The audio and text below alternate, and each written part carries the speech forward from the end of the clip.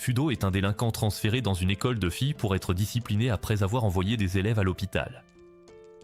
Mais au lieu de retenir la leçon, il enfreint toutes les règles, séduit toutes les bondes et commence à les corriger sévèrement. Au début, Fudo arrive à l'académie pour son premier jour et réalise que chaque fille est armée, alors que les garçons ressemblent à des thons. Soudain, un type gros et moche nommé Masuko apparaît pour accueillir Fudo. Voyant sa confusion, Masuko explique que chaque garçon doit se maquiller, car c'est le règlement. Mais Fudo s'en fiche royalement et déclare qu'il vivra sa vie comme il l'entend. Pendant ce temps, les filles qui dirigent l'académie, les 5 épées suprêmes, se réunissent en urgence. Leur chef, Rin, évoque une inquiétude concernant Fudo, qui a envoyé 40 élèves à l'hôpital dans son ancienne école. C'est alors qu'Amu entre et mentionne qu'elle a déjà affronté Fudo, les prévenant de se méfier de sa technique, la balle spirituelle. Plus tard, Fudo entre en classe et Rin et sa bande l'affrontent immédiatement, prête à frapper.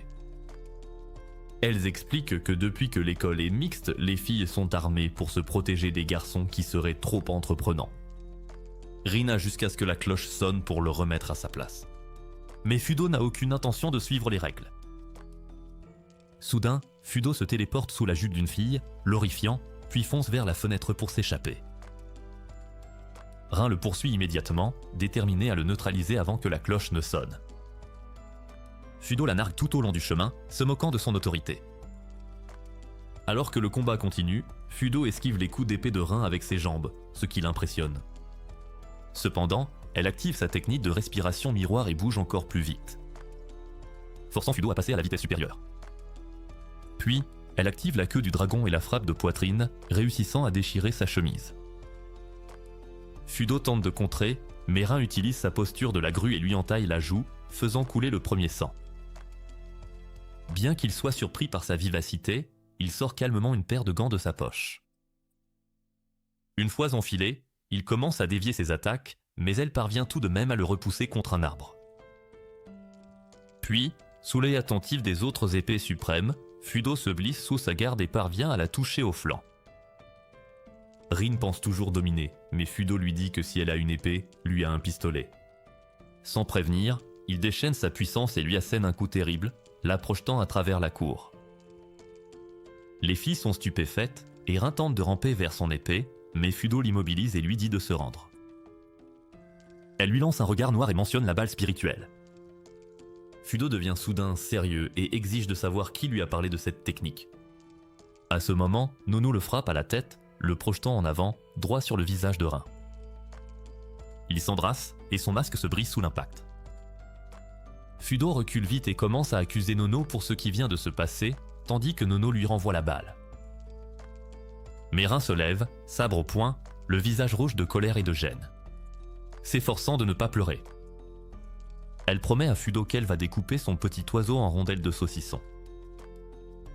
Plus tard ce soir-là, Nono finit de prendre son bain quand Marie entre pour l'affronter. Marie veut parler de ce qui s'est passé avec Rin et dit qu'elle compte être la prochaine à discipliner Fudo. À ce moment, une petite fille nommée Choka déboule et prétend être la seule capable de gérer Fudo. Cela déclenche une dispute entre elle et Nono, car Nono veut aussi venger Rin. Pendant ce temps, Fudo se prélasse dans le bain des garçons, regardant un vilain bleu dû à un arbre. Masuko est là aussi, demandant à Fudo comment il a pu battre la chef des 5 épées avant la fin du premier cours.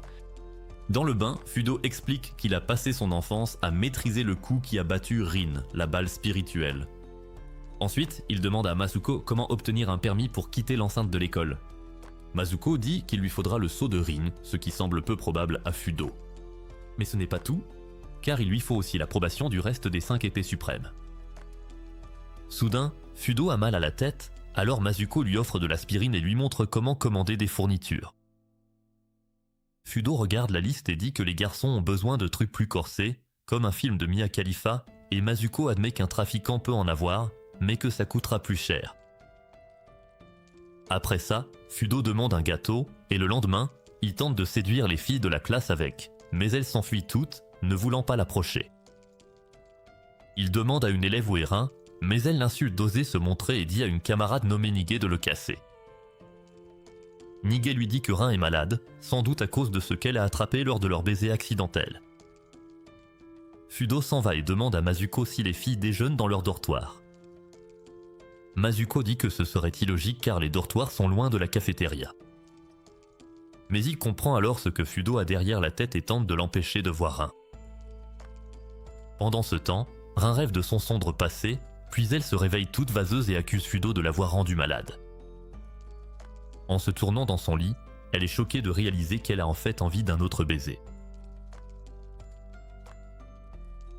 Elle sent quelqu'un arriver et remet vite son masque abîmé, et c'est là que Fudo grimpe par sa fenêtre. Elle saisit son sabre pour le frapper, mais il attrape la lame et lui demande pourquoi. Elle fait tant d'efforts alors qu'elle est malade, ce qui la déstabilise. Fudo complimente sa chambre et lui offre une boîte de gâteaux. Puis, après l'avoir regardée de près, il lui dit qu'elle est vraiment mignonne. Elle est toute gênée et il lui demande pourquoi elle n'enlève pas son masque pour de bon. Elle dit qu'elle ne peut pas, car sans lui, elle n'oserait pas affronter le regard des gens. Quand il demande enfin le permis, Rin lui dit d'oublier, car seuls les élèves exemplaires de l'école en reçoivent un. Et après ce que Fudo a fait, il n'est pas du tout qualifié. Il demande si les élèves portent l'uniforme hors du campus, et Rin interprète mal, l'accusant de vouloir la voir en civil. Fudo joue le jeu et dit que oui, ce qui la pousse à lui donner le permis, prétendant que c'est juste pour rembourser le gâteau.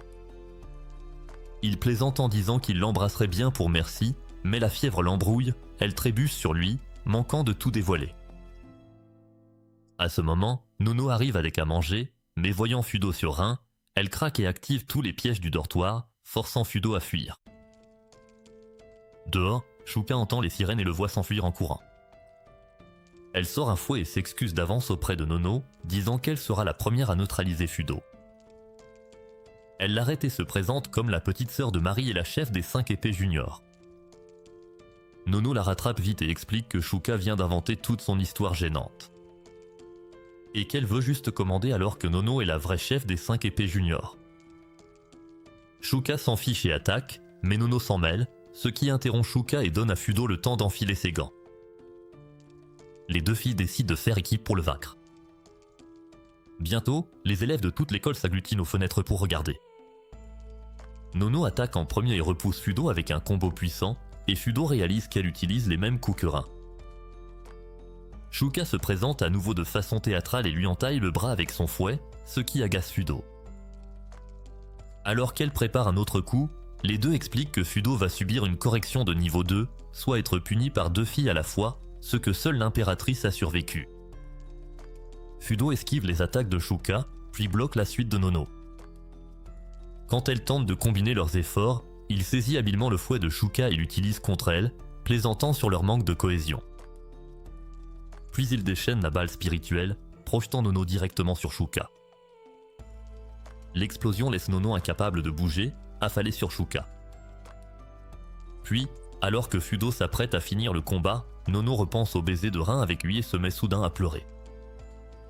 Shuka tente de la consoler, mais finit par pleurer aussi, et toute l'école se retourne contre Fudo, le traitant de parfait dégénéré, et il s'enfuit, vaincu. Plus tard, Rin le retrouve devant l'école et lui remet discrètement le laissez-passer, désormais signé de son sceau. Fudo la remercie et s'en va, mais Nono et Shuka accourent pour tout rapporter à Rin, et elle se met tellement en colère qu'elle s'évanouit sur le champ. Ce soir-là, Shuka est encore traumatisée, et Marie réfléchit à comment s'occuper de Fudo tout en prenant son bain, refusant de laisser Fudo manquer de respect à sa précieuse Shuka. Le lendemain, Fudo arrive en place et voit Rin qui l'attend, mais cette fois, tous les autres, dont Masuko, restent à l'écart, effrayés et dégoûtés. Rin rengaine son sabre et lui annonce qu'elle devient sa surveillante attitrée pour protéger tout le monde de son engin de malheur. Quelques heures plus tard, Shuka déboule dans les douches, surprenant les autres élèves en train de se laver pour trouver Marie. Et puis elle finit par trouver Marie en bas, à la cafétéria. Marie, en plein dîner, lui dit de ne pas s'en faire, car elle a déjà décidé de punir Fudo pour ce qu'il a fait. Mais Shuka la met au courant de ce qui s'est vraiment passé. Et au même moment, Nono vient de finir d'expliquer toute l'histoire à Rin. Mais Rin a toujours l'intention de s'occuper de Fudo elle-même. Pendant ce temps, Fudo se détend avec Masuko alors que celui-ci tente de le prévenir du danger qui le guette. Il lui dit que Mari et Rin sont toutes les deux furieuses et Masuko explique jusqu'où elle pourrait aller pour se venger. Fudo lui demande s'il est vrai que quelqu'un a déjà survécu à une correction de niveau 2 de leur part. Masuko acquiesce et raconte comment l'impératrice a brisé les défenses de Rin à main nue et comment le sabre de Mari a été cassé comme une brindille. En entendant cela, Fudo réalise soudain que l'impératrice ressemble beaucoup à la psychopathe qui a failli le mettre en pièces. Mais quand Masuko lui apprend que l'impératrice est le surnom d'une fille, il commence à se dire qu'il l'a peut-être confondue. Le lendemain matin, Rin le réveille et lui demande s'il a encore harcelé des filles, mais il tente vite d'expliquer ce qui s'est passé avec Nono et Shuka. Elle lui dit de ne pas se donner cette peine, car elle est déjà au courant. Pourtant, elle sort son sabre et dit qu'elle va le surveiller de près, fouillant son sac pour vérifier qu'il ne cache rien de louche. Pendant que Rin expose les règles de leur nouvel arrangement, Mari et Shuka arrivent. Mari dépeint Fudo comme un pervers qui ne mérite pas sa liberté. Mais Rin insiste sur le fait que tout cela n'était qu'un gros malentendu. Elle dit qu'elle assumera l'entière responsabilité et qu'elle le tiendra à l'œil. Mais cela ne fait qu'énerver Mari davantage, au point qu'elle se met à japper en français. Shuka doit lui rappeler de parler normalement, et même là, Mari bafouille et finit par utiliser un dictionnaire pour accuser Rin d'aimer Fudo. Rin dit à Fudo de partir pour qu'elle et Mari puissent discuter en privé. Mais Mari ordonne à Shuka de le suivre. Elle lui dit de s'assurer qu'il est bien échauffé avant qu'elle ne le découpe en morceaux plus tard. Dès que Shuka rattrape Fudo, il commence à se battre. Elle sort une nouvelle technique de fouet, espérant qu'il ne pourra pas l'esquiver. Fudo utilise sa ceinture pour parer et tente d'expliquer sa puissance, mais Shuka s'effondre et il réalise avec horreur que son engin était de sortie. Alors qu'il se rhabille en hâte, il aperçoit un visage familier de son passé, Amo. Pendant ce temps, de retour avec Rin et Mari, Rin est à bout de souffle. Mari lui dit d'arrêter d'être pathétique et s'en va furieuse pour traquer Fudo. De retour avec Fudo, il essaie de bien voir Amu, dont il se souvient comme d'un garçon. Et comment elle a jadis proposé d'en faire son serviteur après avoir failli le tuer. Il l'interpelle, mais elle l'arrête, disant qu'elle doit récupérer avant de pouvoir se battre à nouveau. Il demande si c'est la même personne qui a failli l'achever, et comment elle est devenue une femme. Mais elle lève les yeux au ciel et répond qu'elle l'a toujours été. Avant qu'il ne puisse dire quoi que ce soit, Mari arrive, paniquée à la vue du service de Fudo. Mais elle est distraite par le bruit de Shuka qui s'agite encore tout près et court voir ce qu'elle a. Amu, quant à elle, se rend à l'auditorium, où elle s'assoit devant un Bouddha et repense à son combat. Elle se rappelle la vitesse de ses coups, et comment il a réussi à la toucher avant qu'elle ne le batte. Comme il continuait, elle l'a assommé et a proposé de l'épargner s'il se dévouait à elle, mais il a refusé.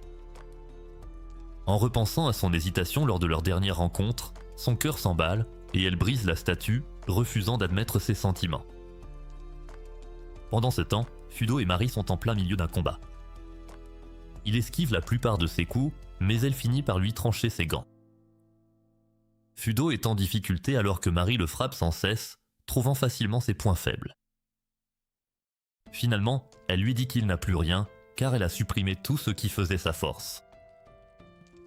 Fudo décide de tenter sa chance et se précipite sur elle. Elle le voit venir et le frappe à nouveau, mais il bloque le coup avec son magazine coquin. Bien joué. Pendant qu'elle recule, il s'approche et se sert du magazine pour l'assommer, puis il active sa balle magique et l'expulse. Humilié et vaincu, Mari le supplie de l'achever, mais il l'ignore et se plaint de son magazine abîmé. Elle devient bizarre, demandant s'il va la traiter aussi bien que Rin, et quand il dit non, elle part en vrille, pensant qu'il la trouve laide, contrairement à Rin et aux autres. Dans un dernier geste désespéré, elle lui offre ses deux douceurs, mais il la rejette à nouveau. Elle demande s'il préfère les gâteaux de riz, et il avoue aimer les deux, mais elle rend ça trop facile, ce qui gâche tout. Quand il demande enfin son tampon pour le permis de sortie, elle le fourre dans son décolleté, le forçant à l'y chercher. Mais même là, il se retire au dernier moment en disant non. C'est alors qu'elle réalise enfin que tous les mecs ne sont pas des pervers. À ce moment-là, Fudo entend une voix qui lui donne des frissons dans le dos. Voyant la poitrine de Marie exposée, Rin n'attend pas d'explication et commence à brandir son sabre. Marie doit intervenir et expliquer ce qui s'est passé, mais elle omet le moment où elle s'est fait rejeter. Ensuite, Marie accepte de tamponner le permis et déclare qu'elle surveillera Fudo avec Rin. Les deux commencent aussitôt à se chamailler, chacune revendiquant plus d'autorité sur lui. En début de semaine, Fudo veut juste déjeuner en paix et il demande poliment aux filles de s'écarter, mais elles refusent, disant qu'il doit être surveillé. Pour les déstabiliser, il plaisante sur le fait qu'ils voient leur moule et qu'elles sentent la mer. Pendant qu'elles se remettent de l'insulte, une autre des 5 épées, Warabi, revient de voyage avec son partenaire, Kyobo, s'attendant à un accueil chaleureux de la part de ses consoeurs épées suprêmes.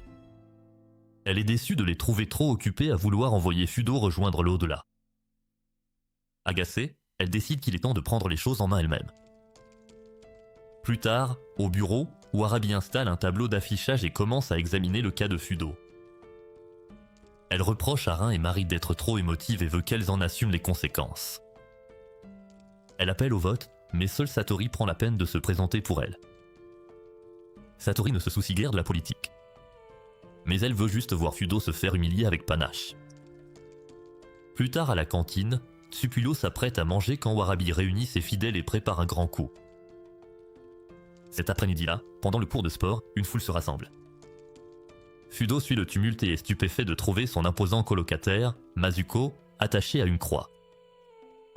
Il se précipite pour l'aider, mais Rin le bloque et Marie dit qu'il y a plus important à régler. Soudain, Warabi apparaît sur le toit, annonçant son plan magistral pour prendre le contrôle de la discipline scolaire. Elle dévoile une bannière pour un festival de la mort et alors qu'elle divague sur la domination mondiale, Fudo l'interrompt. Warabi explique que c'est une punition pour avoir introduit une boîte de gâteaux en douce.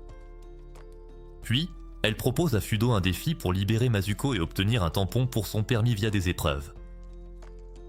Les autres épées exigent de savoir ce qu'elle fait, mais elle les écarte d'un revers de main. Prétendant avoir déjà l'aval, elle les arrose au canon où il renvoie les autres élèves en classe. Après cela, les exécutrices de Warabi, les mousquetaires de Warabi, arrivent. Sunmi, Kinu et Nico sortent un accord signé par Warabi et Satori. Les autres épées se sentent trahies. Warabi explique calmement que sa sévérité est le seul moyen de les empêcher d'obséder sur le paquet de Fudo. Mais les filles rougissent et insistent sur le fait qu'elles ne font que leur devoir. Cependant, leur chamaillerie prouve le contraire. Warabi les fait taire et lance les hostilités en dévoilant un ring de sumo. Fudo est surexcité par le ring de sumo, mais Rin lui tire l'oreille, l'avertissant que ce n'est pas un jeu. Marie lui dit que leur meilleure chance est de réussir le premier défi sans le moindre accroc. Fudo les interroge sur les jeux de Warabi. Elle lui parle d'un élève qu'elle a brûlé et poursuivi avec de l'essence. Jusqu'à ce qu'un bâtiment entier s'embrase. À ce moment, les mousquetaires lancent des ceintures de sumo. Fudo commence déjà à se déshabiller. Soudain, Shuka et Nono surgissent, exigeant que les mousquetaires respectent les 5 épées. Elles se battent, mais Tsumi désarme rapidement Nono et la fait basculer. Kinu enchaîne avec un coup au ventre de Shuka, lui disant de rester concentré. Voyant les filles dominées, Rin et Marie interviennent, arrêtent le combat et aident Nono et Shuka. Ils promettent de régler ça plus tard, mais pour l'instant, ils doivent se préparer pour le match. Les mousquetaires proposent leur aide pour les ceintures, mais les filles voient que Fudo est déjà prêt. Rin l'entraîne vite à l'écart pour qu'il ajuste la sienne, mais quand il le fait, elle ressent ce petit frisson que ta mère a connu après une nuit avec le facteur. Une fois Rin fini, Marie panique et demande à Rin de faire la sienne, mais Rin fait semblant d'avoir oublié, forçant Marie à vivre la même expérience. En allant vers le ring, Rin tente de réconforter Marie, mais Marie réplique sèchement en disant que ce qui l'a vraiment agacé, c'est que Fudo a passé plus de temps sur la ceinture de Rin que sur la sienne. Alors que le match va commencer, l'équipe de tournage lance le direct, diffusant le combat dans toute l'école, et les filles paniquent en essayant de cacher leurs fesses. Quand Fudo entre sur le ring et demande qui est son adversaire, les mousquetaires le réprimandent pour avoir cru qu'il pouvait juste commencer. Ensuite, Kyobo tombe sur le ring comme un rocher, donnant presque une crise cardiaque à Fudo. Il panique, se demandant pourquoi il doit affronter un ours, et Warabi explique que Kyobo est l'un de ses mousquetaires, alors que le petit à la coupe au bol n'était qu'un technicien égaré. Marie et Rin protestent, disant qu'il est totalement illégal de les faire combattre quelqu'un comme Kyobo. Warabi sourit et dit que si l'un d'eux réussit à le battre, elle les laissera tous tranquilles et les déclarera vainqueurs. Avant qu'elle ne puisse discuter, Fudo leur lance sa veste. Il dit qu'il s'en occupe. Il s'étire, se met en position, et Warabi brise sa bouteille de soda pour lancer le match. Fudo charge le premier et parvient à faire reculer Kyobo. Mais Kyobo laisse ses griffes pour trancher Fudo en deux. Fudo réplique avec sa balle magique, mais Kyobo la dévie. Fudo change de tactique et manque de briser la colonne de Kyobo. La bête attaque encore, mais Fudo esquive et lui fauche les pattes. Tout le monde lui crie d'arrêter, car il pourrait se faire écraser. Mais Fudo le rappelle qu'il s'est entraîné avec des sumo professionnels. Il traîne Kyobo au bord du ring, le lâche brusquement et esquive la contre-attaque. Alors que Kyobo trébuche, sa ceinture glisse, et Fudo explique que selon les règles du sumo, un lutteur perd si sa ceinture tombe pendant le combat. Gêné, Kyobo se retourne vite pour se cacher, et Fudo tape dans les mains des filles, tandis que Warabi, stupéfaite, tombe de la clôture. Ses mousquetaires accourent pour voir si elle va bien, mais Warabi sort déjà son épée. Elle leur ordonne d'être sérieux car elle ne laissera pas Fudo survivre au prochain round. Alors que Kyogo s'en va tout honteux, Fudo regarde Mazuko et se demande comment on a pu hisser ce gros lard là-haut, mais il remarque alors que tout le monde a disparu. Rin et Marie se doutent déjà de ce qui va suivre, surtout quand les portes se referment, tandis que les subordonnés de Warabi l'aident à mettre une tenue voyante. Elle félicite Fudo d'avoir réussi le défi et lui dit qu'il aura son tampon s'il parvient à atteindre le toit. Alors que l'équipe de tournage s'installe pour filmer Rin et Marie en tenue de sumo, Saki et Mige oublient tout le reste pour se focaliser sur le spectacle. Warabi révèle alors son défi le plus brutal à ce jour, Fudo doit affronter ses 3 mousquetaires et 10 guerrières aguerries, qui se sont entraînés juste pour prouver que les mecs sont nuls. La caméra revient sur le fessier de Rin exposé de façon gênante, et avant que le chaos ne reprenne, elle et Marie préviennent Fudo que c'est un piège. Il est d'accord, mais dit qu'il ne peut pas abandonner Mazuko. Toujours coincé sur cette croix, et leur dit de rester à l'écart pour être en sécurité. Mais alors qu'il retire sa veste, les filles décident de l'accompagner.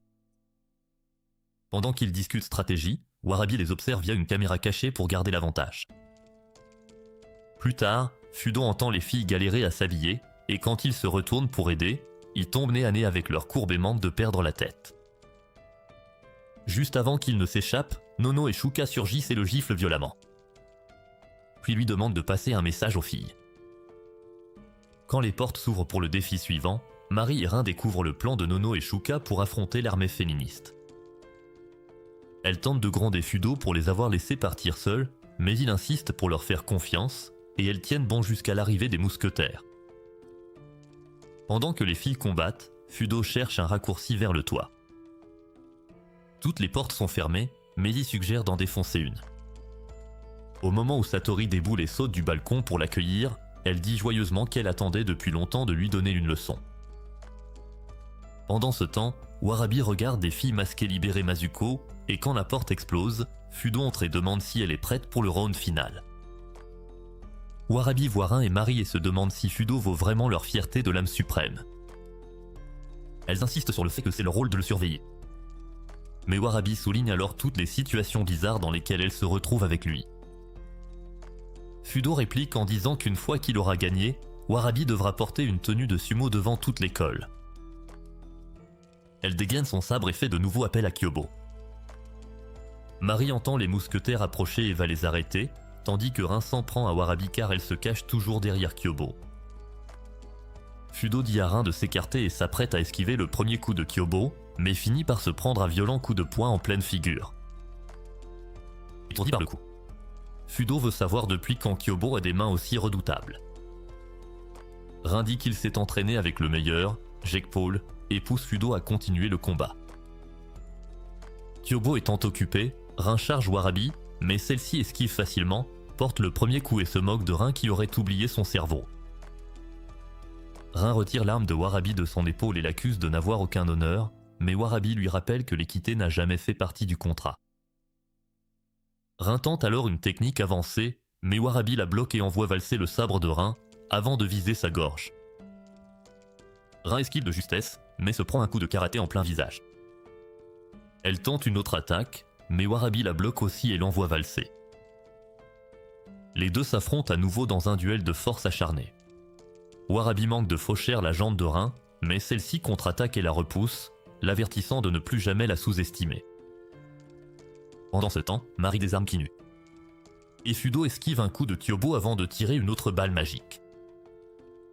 Mais son bras s'engourdir à force d'insister, alors il recule et finit par se retrouver acculé. Marie dit à Kinu d'abandonner, mais celle-ci se jette sur ses armes. Nico intervient et projette des boulons métalliques, faisant saigner Marie. Warabi se prépare pour le coup de grâce, mais Rin jure de l'arrêter, et Warabi lui dit de laisser tomber. Prétendre que courir après Fudo toute la journée comme une fan fait partie de ses devoirs. Rin se fige, ébranlé par l'insulte, mais Fudo l'appelle ainsi que Marie, les remerciant d'être à ses côtés. Il remarque que Tyobo montre enfin des signes de fatigue après toutes ces balles magiques, et quand Tyobo charge à nouveau, Fudo le feinte en faisant semblant de tirer. Tyobo baisse sa garde. Et Fudo lui assène un coup de poing magistral en plein visage, le mettant KO direct. Pendant ce temps, Marie fonce sur les mousquetaires avec une charge finale, les balayant sur son passage. Ensuite, Rin revient dans le combat et surprend Warabi, la terrassant avec une technique puissante. Nono et Shuka arrivent juste à temps pour voir que le défi est déjà terminé. Fudo leur demande de l'aider à mettre Warabi dans la ceinture de sumo, mais se rappelant comment il leur a fait perdre le contrôle, elle pense qu'il tente encore un truc pervers et le poursuivent sur le toit pour se venger.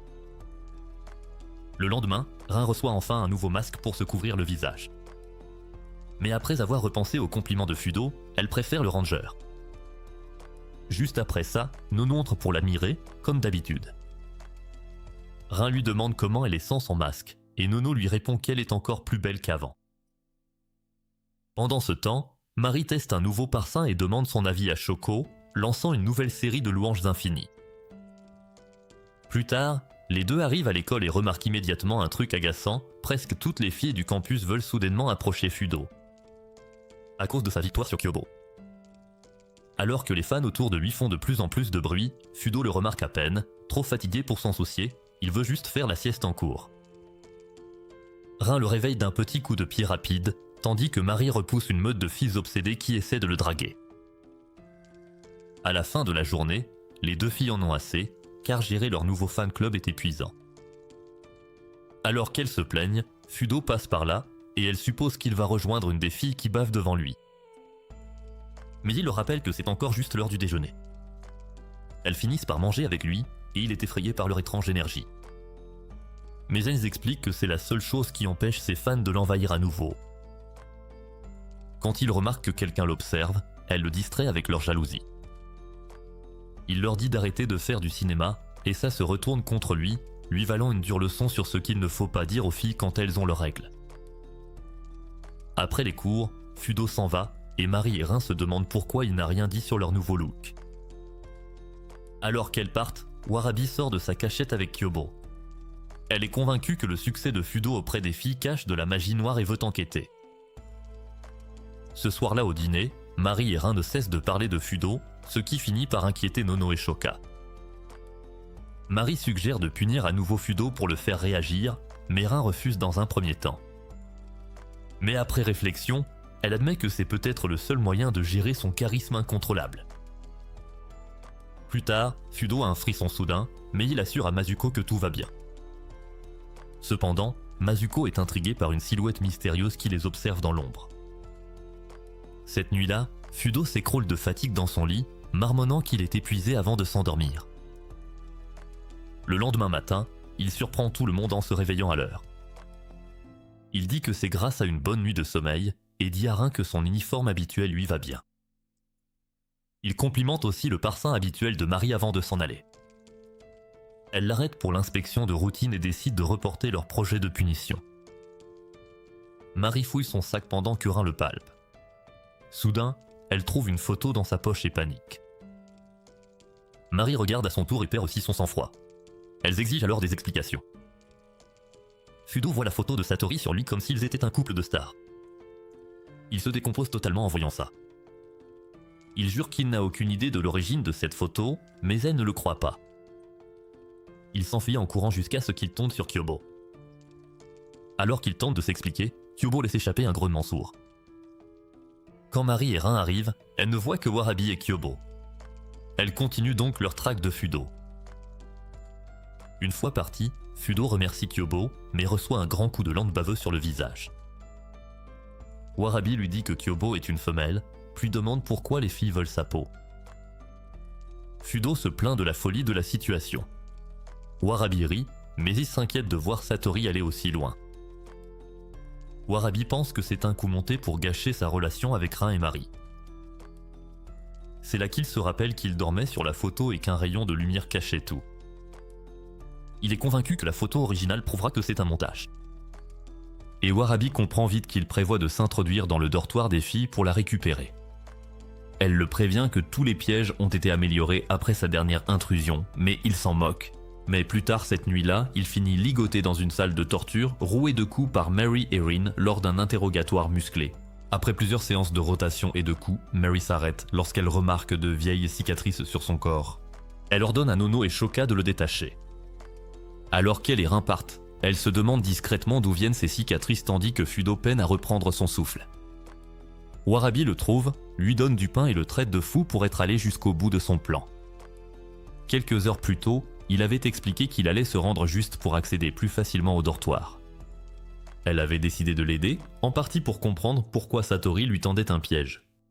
Alors qu'elle l'aide à se relever, elle lui demande pourquoi il va aussi loin. Il se souvient avoir vu des larmes dans les yeux de Rin, mais dit qu'elle n'a pas besoin d'aider si c'est trop. À ce moment-là, Kyogo le renverse d'un grand coup de museau humide, et Warabi sourit en disant qu'ils iront tous les deux jusqu'au bout. Bientôt ils atteignent la chambre de Satori. Fudo commence à tripoter sa brosse à dents, alors Warabi manque de lui enfoncer dans la gorge parce qu'il est distrait. Après avoir fouillé la chambre sans succès, elle se dit que Satori doit garder la photo sur elle, ce qui signifie une chose, ils devront lui tendre une embuscade au bain. Il accepte le plan, mais elle le prévient que Satori est dangereusement déséquilibrée. Ils commencent à sortir, mais Fudo déclenche un piège et manque de se faire décapiter. Warabi le réprimande au sujet des nouveaux dispositifs de sécurité, et comme si cela ne suffisait pas, ils entendent des pas. Ils se cachent derrière Kyobo juste avant que Miji et Saki ne passent. Mais alors Fudo réalise que ses mains écrasent les parties sensibles de Kyobo, et Kyobo atteint le sommet du plaisir et s'effondre. Warabi le couvre rapidement de son propre corps pour distraire les filles jusqu'à ce qu'un ourson qui passe attire leur attention. Une fois qu'ils se sont échappés, Warabi demande de lui trancher la tête, mais se retient. Plus tard, dans le vestiaire, ils n'ont toujours pas trouvé la photo, mais Warabi remarque que le sabre de Satori a disparu. À ce moment-là, une fille masquée, le bras droit de Satori, entre dans la pièce. Avant que Fudo ne puisse demander ce qu'elle compte faire avec un bâton de bambou, elle tire une fléchette, mais Warabi la bloque avec sa main. Alors qu'elle essaie d'élaborer un plan, Satori sort du bain, très séduisante, et dit qu'elle l'attendait. Après avoir couvert ses charmes pour l'aider à se concentrer, Fudo essaie de comprendre ce que veut Satori, et c'est là qu'il remarque la petite pochette autour de son cou. Alors que les souvenirs de l'autre soir reviennent en force, elle attaque à nouveau, mais cette fois, il l'attrape sans effort et l'accuse d'être le harceleur. Il soupçonne qu'elle a drogué sa nourriture en faisant chanter Mizuko, mais Satori révèle que Mizuko l'aide depuis le début. C'est alors que Fudo réalise que tout a commencé quand ils l'ont descendu de la croix de la honte. Pendant qu'elle le surveillait toute la journée, Mizuko l'a aidé à se faufiler dans sa chambre et est parti discrètement. Ensuite, Satori s'est déshabillée pour les photos. À un moment, Fudo a commencé à se réveiller, mais elle lui a redonné une dose, cette fois par un baiser, le faisant s'évanouir à nouveau. Elle lui dit que la photo originale est dans sa pochette de cou, et pendant que Fudo cherche comment la prendre, Marie râle auprès de Shoka sur tous les signes de la dégénérescence de Fudo qu'elle a manqué. Shoka est d'accord avec chaque mot, et quand Marie évoque comment il a rejeté son corps, elle fond en larmes. Pour enfouir ce sentiment, elle se force à continuer de boire et insiste sur le fait que le jus de raisin est plus fort que n'importe quel alcool. Dans la chambre de Rin, une scène similaire se déroule. Nono essaie de la réconforter en disant qu'elle déteste Fudo depuis qu'il a volé son premier baiser. Rin décide qu'elle en a assez de ce drame et abrège la conversation. Pendant ce temps, Mizuko retourne dans sa chambre, rongée par la culpabilité de sa trahison, et aperçoit le permis de Fudo par terre. De retour au bain, Fudo demande à Satori pourquoi elle a décidé de lui sauter dessus en pleine nuit, et elle répond que c'est parce qu'il l'agace au plus haut point. Pendant qu'il parle, Rin se prépare à aller au lit, pensant toujours à Fudo. Elle essaie de chasser ça de son esprit, et Nono se demande discrètement si elle doit s'inquiéter. Dans le bain, Fudo enfile ses gants, prêt à se battre. Satori l'invite à la rejoindre, mais il lui demande si elle pourrait au moins s'allier. Elle insiste sur le fait que son corps est essentiel à son plan et se pince la joue, déclenchant ses pouvoirs et le laissant lutter pour garder le contrôle. Warabi le pousse dans le bain d'un coup de pied, l'avertissant de rester vigilant. Elle se tourne ensuite vers la psychopathe masquée et commence immédiatement à ressentir les effets des fléchettes empoisonnées de Satori. Warabi se poignarde la jambe pour combattre les vertiges et se prépare au combat. Fudo, quant à lui, s'habitue au fan service de Satori et dit que c'est mieux que de regarder des mecs dans le bain. Elle lui dit qu'elle a une question, mais lance soudainement une attaque surprise qui l'envoie voler à travers la paroi de verre, puis elle lui demande s'il a une méthode de torture préférée. Il bloque son cou avec son gant, mais elle passe rapidement aux entailles. Bien qu'il esquive, elle parvient tout de même à lui entailler la joue. Alors qu'il tente d'attraper la pochette de la photo, elle le repousse avec son sabre. Elle essaie de le poignarder au ventre, et bien qu'il l'évite encore, il finit avec une profonde entaille dans le dos. Réalisant qu'elle est totalement imprévisible et toujours incroyablement déstabilisante, il la traite de monstre pour être allé aussi loin. Il bloque son attaque suivante et voit une ouverture, mais c'est un piège, et il esquive juste à temps. Après une autre coupure au visage, il prétend avoir enfin lu ses mouvements et identifie la technique qu'elle utilise.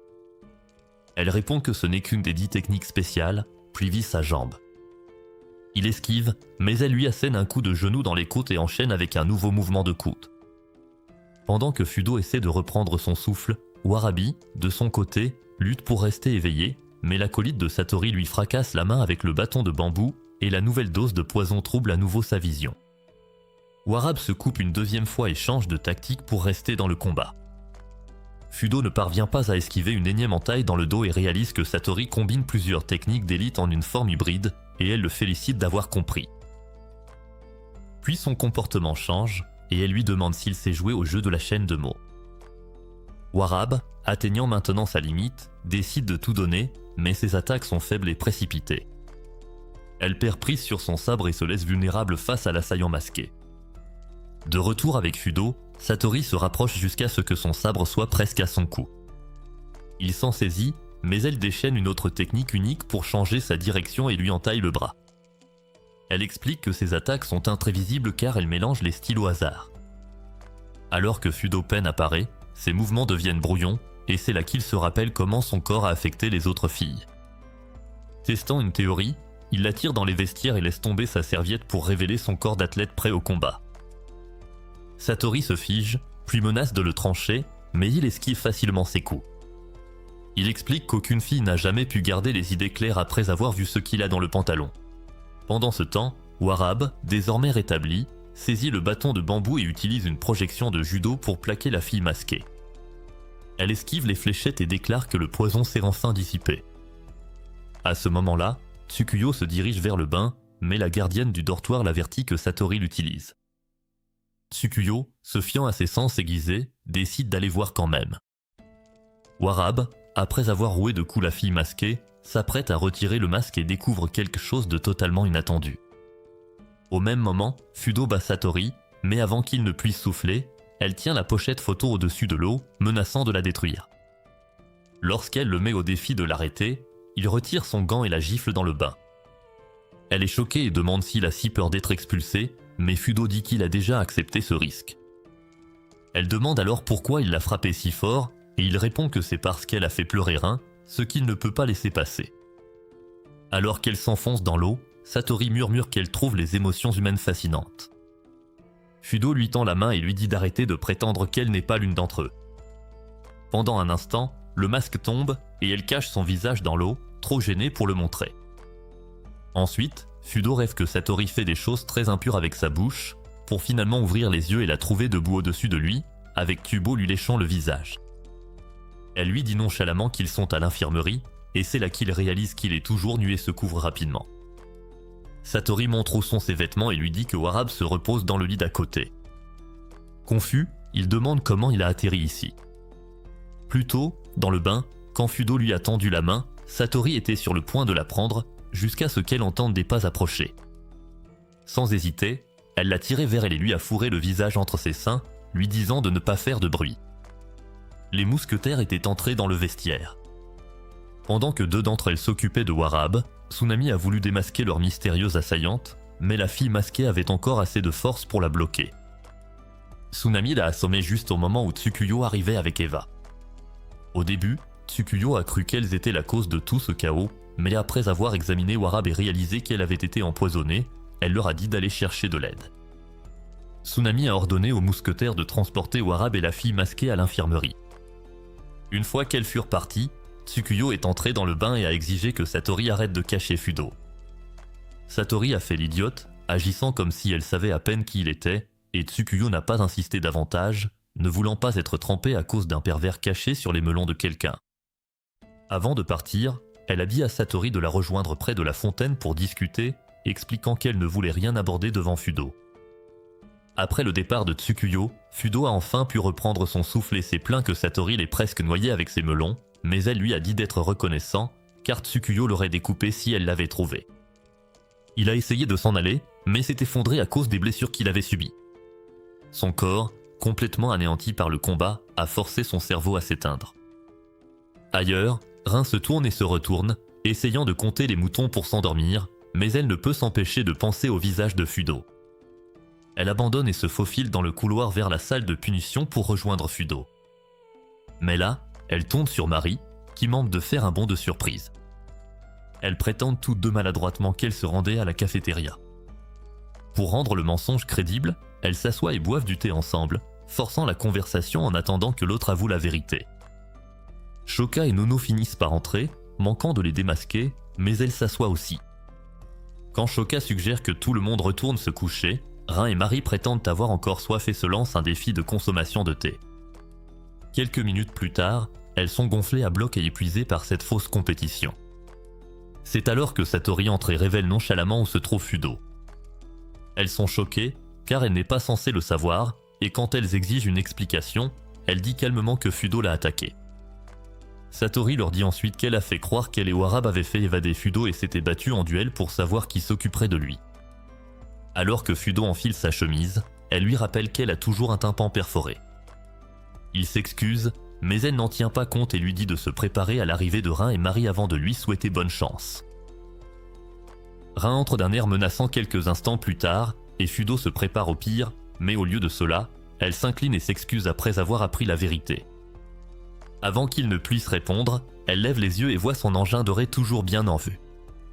Elle manque de perdre son sang-froid, mais prend une grande inspiration et se calme. Pendant ce temps, à l'extérieur du dortoir, Satori entend quelque chose et trouve Mazuko portant un masque qui n'était manifestement pas fait pour quelqu'un de sa taille. De retour à l'infirmerie, Rin termine ses excuses et dit à Fudo qu'il peut faire ce qu'il veut. Il lui dit de fermer les yeux et elle se prépare à un baiser, mais au lieu de cela, il retire son masque et lui dit de garder ses mains derrière son dos. Elle est blessée, disant qu'elle préfère lui montrer son corps plutôt que son visage, et curieux, Fudo demande pourquoi elle porte ce masque. Rin se confie et dit que sa mère l'a traité de laide après que son père soit parti avec une autre femme. Comme Rin ressemblait à son père, sa mère l'a forcé à porter un masque et à passer ses nerfs sur elle, et le masque est devenu son bouclier. Pendant qu'elle parle, Warabe, caché derrière un rideau, essaie désespérément de ne pas se faire dessus, ne voulant pas gâcher ce moment. Rin dit à Fudo que le compliment qu'il lui a fait l'autre jour l'a aidé à se sentir un peu mieux sans son masque. Il lui rend et lui dit de le garder jusqu'au jour où elle n'en aura plus besoin, puis de le détruire elle-même. Fudo se retourne et raconte calmement son passé.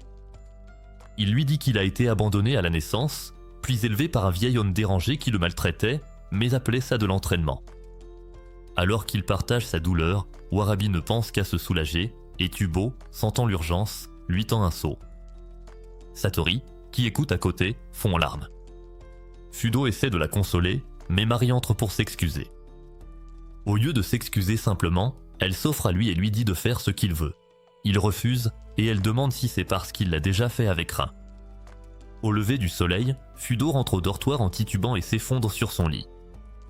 Mizuko essaie de parler, demandant si Fudo le déteste pour l'avoir drogué, mais Fudo dit non, expliquant qu'il comprend que Mizuko l'a fait pour protéger les autres et qu'il le considère toujours comme un ami. Mizuko lui dit de regarder sous son oreiller. Fudo s'exécute et trouve son permis, désormais marqué du sceau de Satori. À ce moment-là, il oublie tout le chaos qu'il a enduré et sourit simplement.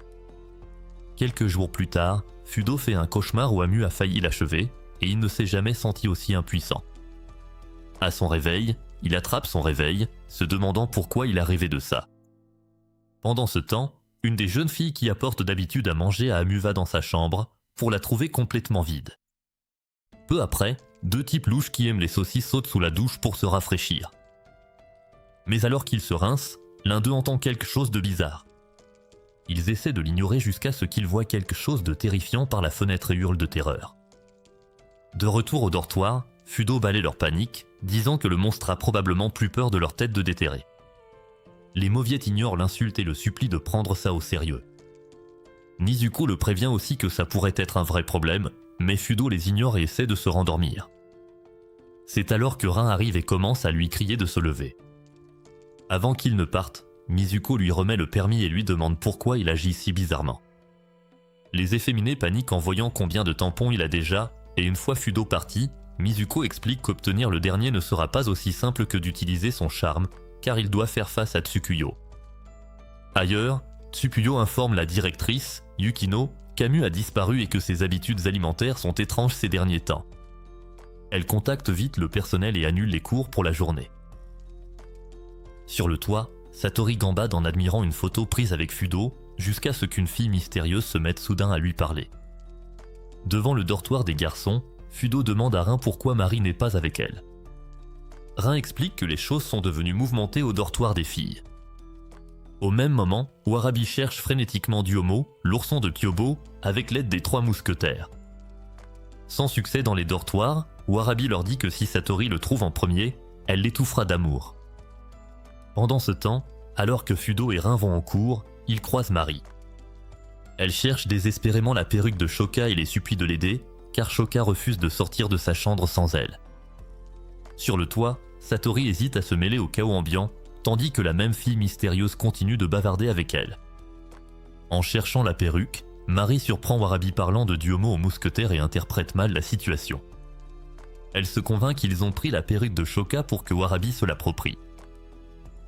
Quand Fudo et Rin la trouvent, elle est en pleine crise de nerfs, essayant de comprendre tout ça. Warabi arrive pour demander s'ils ont vu Fudo, et Marie craque, l'accusant de lui avoir volé son bien. Tentant de dissiper la confusion, Fudo explique qu'ils cherchent tous des choses différentes, mais le groupe se dispute vite pour savoir quel problème prime. Alors que Fudo tente de calmer tout le monde, il se souvient soudain des garçons efféminés de tout à l'heure et fait le lien. Au bain, les garçons se douchent à nouveau quand ils aperçoivent encore le monstre et paniquent totalement. Ils jettent tout ce qu'ils ont sous la main, et l'un d'eux parvient à attraper la créature et à la lancer. Elle atterrit devant Fudo, Rin et Marie, qui réalisent que c'est juste Duomo avec la perruque de Shoka, et ils le ramènent. À ce moment, Nono sort avec une petite fille, qui s'avère être Shoka sans sa perruque. Elle la réclame aussitôt, mais Duomo l'a détruite au-delà de toute réparation. Rin lui dit d'oublier la perruque pour aller en cours, mais Nono lui rappelle que l'école est fermée aujourd'hui. Marie leur parle alors de la disparition d'Amu, et Fudo se demande si c'est la même Amu qu'il a jadis battue. Il retrouve bientôt Warabi pour lui rendre Duomo, elle est soulagée que Satori ne l'ait pas trouvé, mais a un mauvais pressentiment. Tsunami évoque un détail suspect sur la fille masquée combattue plus tôt, qui ressemble étrangement à celle qui parle à Satori. Ce sont des sœurs.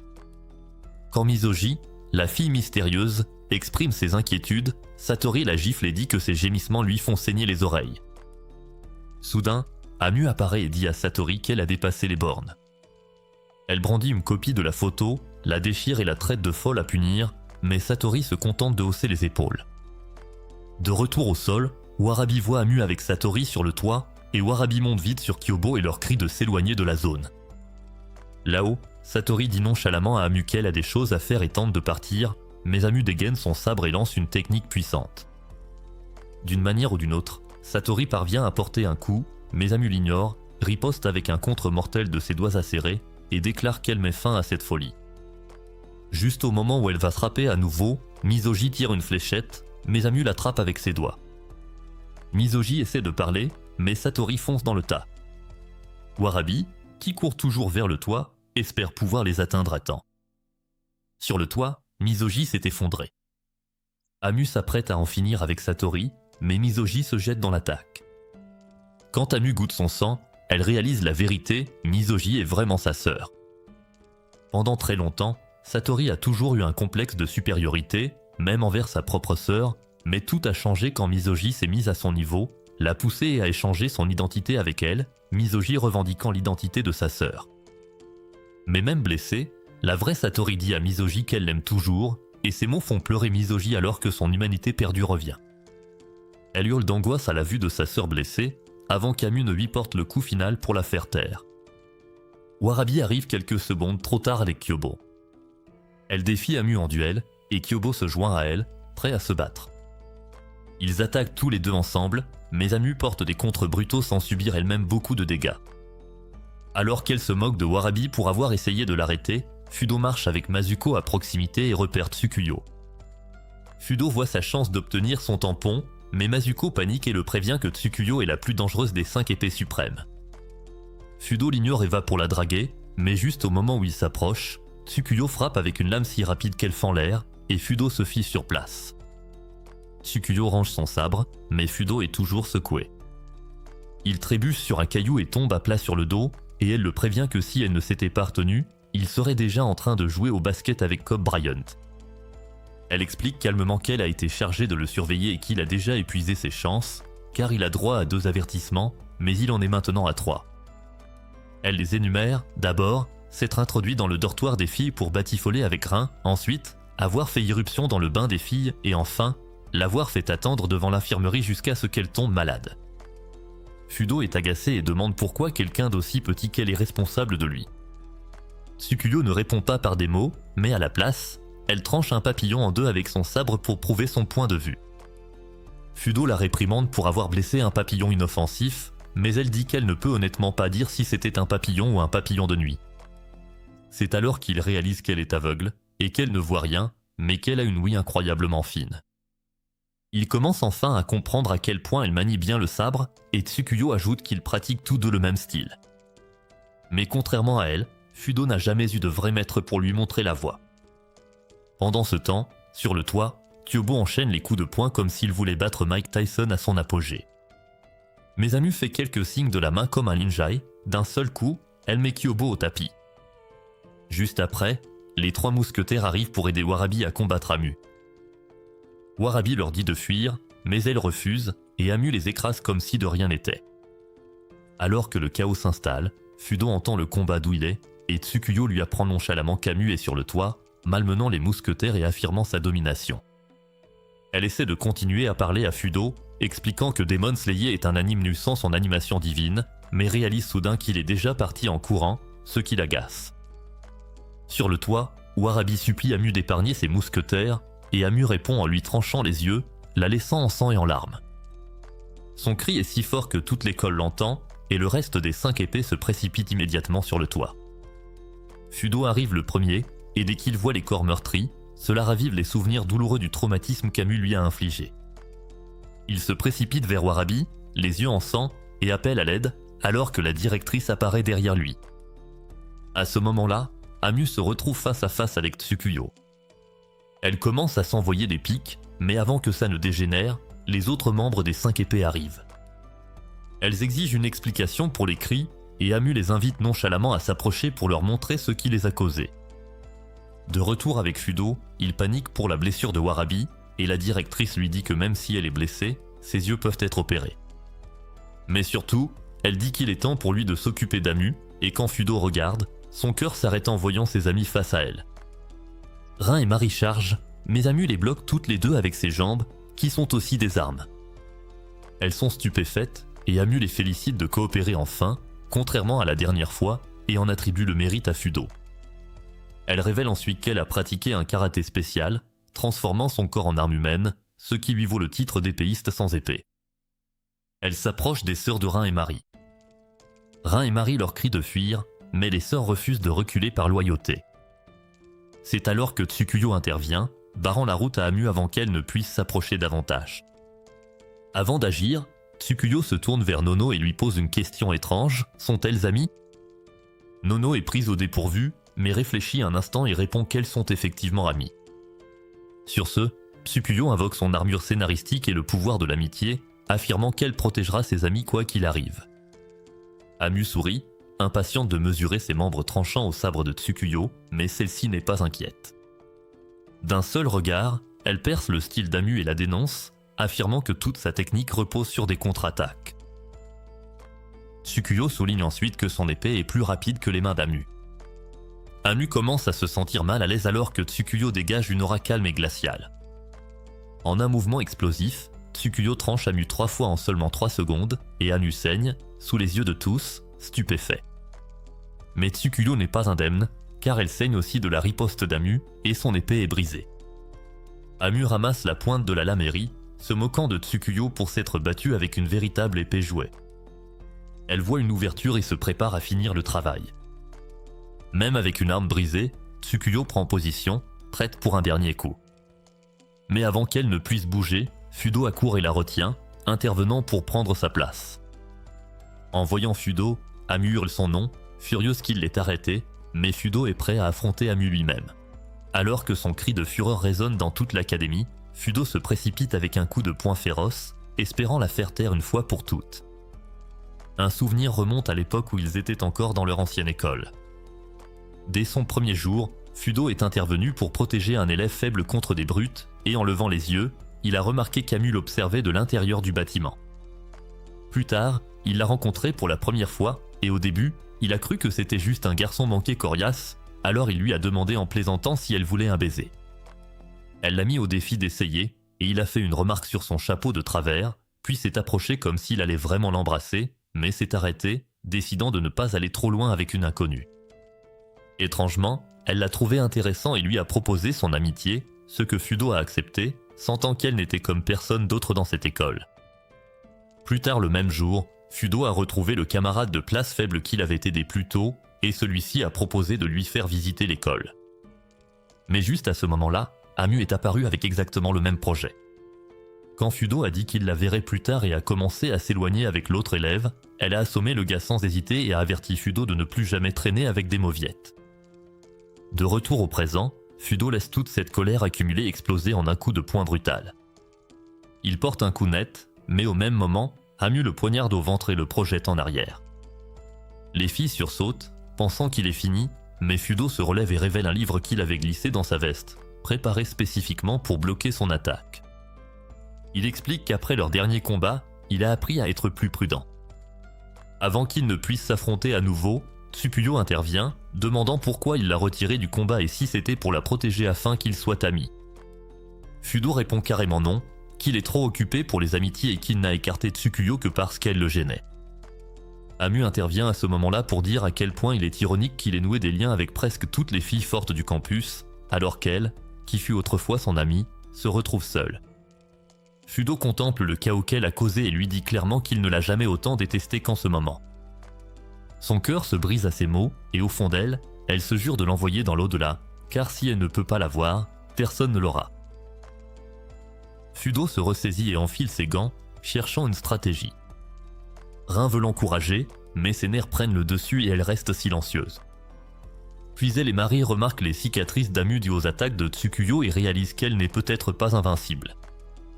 Rin finit par prendre la parole, disant à Fudo de donner tout ce qu'il a. Il prend une posture de combat tandis qu'Amu, las d'attendre, fonce droit sur lui. Elle prépare une contre-attaque, mais Fudo esquive et tente d'utiliser la balle magique. Elle l'évite, le forçant à bondir en arrière et à rester sur ses gardes. Il tente un autre coup, mais elle active un mouvement mortel, manquant de lui ouvrir le ventre. Alors qu'elle prépare son attaque, Fudo tente un coup surprise, mais reçoit un coup de coude à l'estomac. Elle attrape sa veste pour en finir, mais Fudo s'en extirpe et esquive. Amu lui jette la veste sur la tête pour lui boucher la vue, mais il entend Tsukuyo l'appeler. Il saute vers elle juste au moment où le coup de pied d'Amu déchire la veste en deux. Lorsqu'il atterrit près de Tsukuyo, elle lui dit que puisqu'il l'a aidé, elle lui rend l'appareil et veut l'aider aussi. Elle énumère toutes ses erreurs, de son attaque trop téméraire à l'exposition de son plan avec le magazine, ce qui finit mal. Mais elle lui murmure comment vaincre Amu, et bien que Fudo trouve le plan fou, il accepte de le suivre. Fudo se relève, plus déterminé que jamais. Il dit qu'il fera tomber Amu pour tout ce qu'elle a fait aux personnes qui lui sont chères. Il enlève sa cravate et repense à la douleur que son père adoptif violent lui a infligée. Mais ses pensées sont vite remplacées par les souvenirs créés avec les filles qui lui donnent de la force. Alors qu'il se tient droit, prêt à tout risquer, la froide détermination d'Amu commence à s'effriter. Elle le voit se ranger du côté des autres et sent son cœur se briser à nouveau. Elle ne pense qu'au vide de sa vie sans lui et à la douleur profonde de son rejet. Alors maintenant, sa seule réponse est d'en finir, car si elle ne peut pas l'avoir, personne ne l'aura.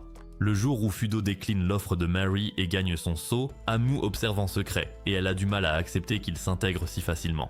Frustrée, elle se défoule encore sur la statue de Bouddha et entame une séance de thérapie improvisée, réfléchissant à ses sentiments pour Fudo. Elle finit par conclure que la vie sans lui ne vaut pas la peine d'être vécue. De retour au présent, quand Fudo retire sa cravate, ses abdos lui font perdre le fil un instant. Il lui rappelle ses menaces passées de l'éliminer et lui dit de rester concentré, puis fonce à toute allure. Alors que Fudo charge, il se rappelle l'échec cuisant de ses 2 dernières attaques lors de leur précédent combat. Alors cette fois, il utilise son corps comme appât pour briser son rythme. Elle parvient quand même à lui entailler le torse, mais il surmonte la douleur et la saisit juste assez longtemps pour l'éjecter avec la balle magique. À l'époque, il avait utilisé ce coup juste après avoir encaissé un choc sérieux et s'était évanoui sous l'effort. Amu était sur le point de l'achever, mais en voyant son visage, son cœur a vacillé. Au lieu d'en finir, elle est restée assise avec lui sous la pluie, le fixant en silence. Maintenant, tous les deux se remettent sur pied. Les filles qui regardent sont choquées qu'Amu soit encore debout après cette dernière décharge. Mais Fudo l'est aussi, et il se prépare pour le 2e round. Il lui assène un coup qui lui fêle la mâchoire, mais elle lui rend l'appareil avec un coup qui manque de lui déchausser les dents. Ils échangent des coups violents, refusant de se retenir. Pendant qu'ils se battent, Yukino est toujours sur le toit, au téléphone avec la sœur de Tsukuyo qui meurt d'envie de connaître l'issue. Tsukuyo observe la bagarre et semble sincèrement ravie par ce chaos. L'un des coups de Fudo assomme brièvement Amu, mais elle récupère vite et lance un combo sauvage qui l'envoie valser. Rin l'appelle juste à temps, l'aidant à se reconcentrer. Il prépare une autre balle magique et la loge dans son ventre, mais à ce moment-là, elle lui enfonce ses ongles et tout devient flou pour lui. Avant qu'il ne touche le sol, Amu le rattrape. Elle transforme ce moment en un étrange tête-à-tête sur leur version violente de l'amour. Après avoir bien réfléchi, elle choisit de lui laisser l'avantage, estimant qu'elle ne mérite pas de gagner. Il essaie de demander s'ils peuvent arrêter, mais elle lui dit de ne pas être lâche et de finir ce qu'il a commencé pour qu'elle puisse oublier ses sentiments. Fudo a un bref flashback et choisit de terminer le combat à sa manière. Il monte en puissance, libérant sa véritable force et la terrasse pour de bon. Elle est incapable de se relever ensuite, offrant la victoire à Fudo. Mais soudain, Fudo sent de l'acier froid sur son cou et Tsukuyo est derrière lui, demandant un duel. Elle dit qu'il est encore un débutant dans sa propre technique et se déclare son nouveau professeur. Tout le monde est stupéfait et elle lui dit qu'il a désormais 3 chances de se tromper, puis le tente avec son tampon. Rin et Mari savent que Fudo ne supporte pas le chantage, mais avant qu'il ne réponde, les filles masquées de Satori arrivent pour s'occuper d'Amu. Fudo tente de les arrêter, mais Tsukuyo le retient. Juste avant que les matraques ne frappent, la directrice, Yukino, arrive et les écarte. Elle ordonne à tout le monde de rentrer, puis se tourne vers Fudo et lui annonce qu'il est renvoyé. Cette nuit-là, Fudo est au lit, couvert de bandages à cause de ses blessures, et il dit à Mizuko qu'il a accepté son sort. Mizuko lui rappelle tout ce qu'il a traversé pour obtenir ses tampons et lui laisse un peu d'espace pour réfléchir. Quelques jours plus tard, Warabi reçoit une photo de Kyobo, qui est complètement rétablie. Elle discute avec les mousquetaires quand Fudo arrive pour prendre de ses nouvelles. Il lui parle de son expulsion, elle tente de l'arrêter, mais ses blessures l'empêchent de se lever, laissant à Fudo l'occasion de lui souhaiter bonne chance avant de partir. Au même moment, Satori se réveille dans sa chambre juste au moment où Fudo arrive, et elle demande si elle peut le regarder une dernière fois. Elle fait une grimace effrayante pour cacher sa tristesse, mais Fudo plaisante en disant qu'il a vu pire, et ils rient tous les deux. Lorsqu'elle demande un autre duel dans les toilettes, il décline poliment et lui dit au revoir. En sortant, il tombe sur Nizoji à la porte. Elle bafouille le nom de Satori en l'appelant, mais Satori lui dit qu'elle peut l'appeler comme elle veut, car elle a fini de prétendre être quelqu'un d'autre. Pendant ce temps, Rin et Mari sont avec Yukino, essayant de la convaincre d'annuler l'expulsion. Elles plaident leur cause, mais Yukino leur dit que la décision est définitive. Plus tard, Fudo croise Tsukuyo près de la fontaine de l'académie. Elle lui demande s'il a réfléchi à son offre, il lui rappelle qu'il est renvoyé, mais elle lui dit qu'Amu est déjà parti pour l'aéroport. Il part en courant mais s'arrête quand elle lui demande s'il a tous les tampons. Il répond que ça n'a plus d'importance et continue son chemin. À l'aéroport, Amu est sur le point d'embarquer quand Fudo arrive. Elle lui demande pourquoi il est venu et il dit qu'il veut des réponses. Il lui reproche aussi de l'avoir poussé à accepter le défi de Tsukuyo juste pour obtenir son tampon. Puis, à moitié sérieux, il lui demande si elle veut s'enfuir avec lui, et elle refuse, disant qu'elle a toujours vécu selon ses propres règles et qu'elle va commencer à vivre plus librement. Avant de partir, elle le tire par la cravate et l'embrasse. Puis, elle le pousse au sol pour montrer qu'elle est sa maîtresse et lui dit de dire aux autres que malgré toutes les conquêtes qu'il aura, il n'appartient qu'à elle. Il est confus et demande des explications, alors elle partage enfin les sentiments qu'elle gardait pour elle depuis si longtemps, puis s'en va. Quand Fudo revient en bus, il voit Rin, qui fait comme si elle ne s'était pas pomponnée juste pour le voir. Elle lui demande si sa discussion avec Amu en valait la peine et lui rappelle qu'elle a failli l'achever il n'y a pas si longtemps. Fudo décide de garder le baiser secret et dit qu'ils ne se reverront probablement plus à cause de l'expulsion. À ce moment-là, Mari arrive et traite Rin de traîtresse pour l'avoir devancée. Puis elle partage une bonne nouvelle inattendue, Yukino a dit qu'elle plaisantait au sujet de l'expulsion, et Fudo reste donc un étudiant. En échange, cependant, Rin et Mari doivent devenir ses gardiennes officielles. Sur le chemin du retour, Rin les arrête, sort son sabre et rappelle à Fudo les règles qu'elle lui a fixées dès le premier jour. Comme avant, il refuse ses conditions et leur dit de le retrouver à l'école. Cependant, cette fois, elle le laisse partir sans essayer de le décapiter. À son arrivée, il trouve tout le monde l'attendant pour l'accueillir et il sourit, sachant qu'il a enfin trouvé un endroit où il se sent chez lui. Si vous avez regardé ce récapitulatif d'animé jusqu'au bout, commentez Risking. Si vous aimez ce genre de récapitulatif d'animé, regardez cette vidéo.